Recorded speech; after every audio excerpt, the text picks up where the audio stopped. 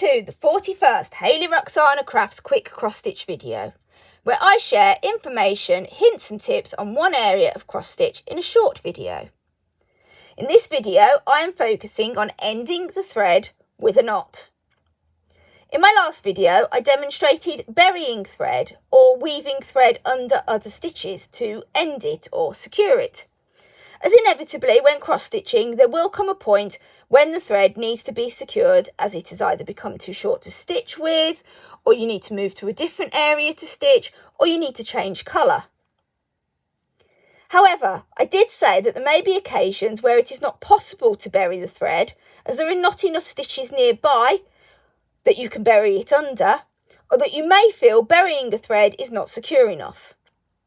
An alternative to burying the thread to end it is to end it with a knot.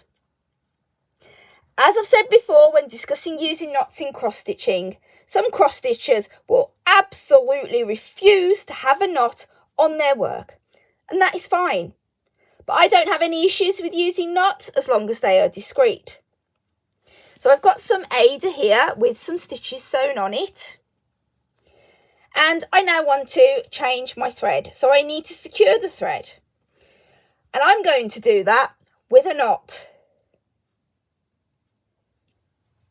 So I'll go on to the reverse of my work, and then I just want to pop my needle underneath a stitch near to where I finish stitching, but preferably not under the last stitch I have done, as this can make the stitch come a bit loose.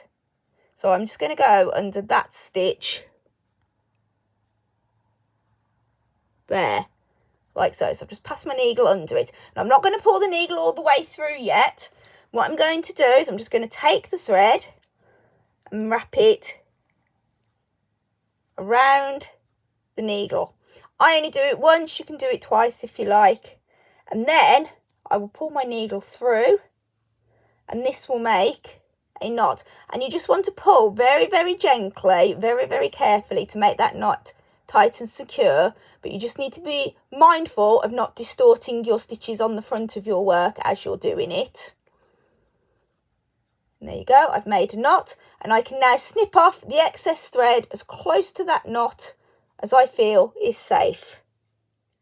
This method might not be for all stitchers, either because you don't like knots in your work or you worry the knots might come undone.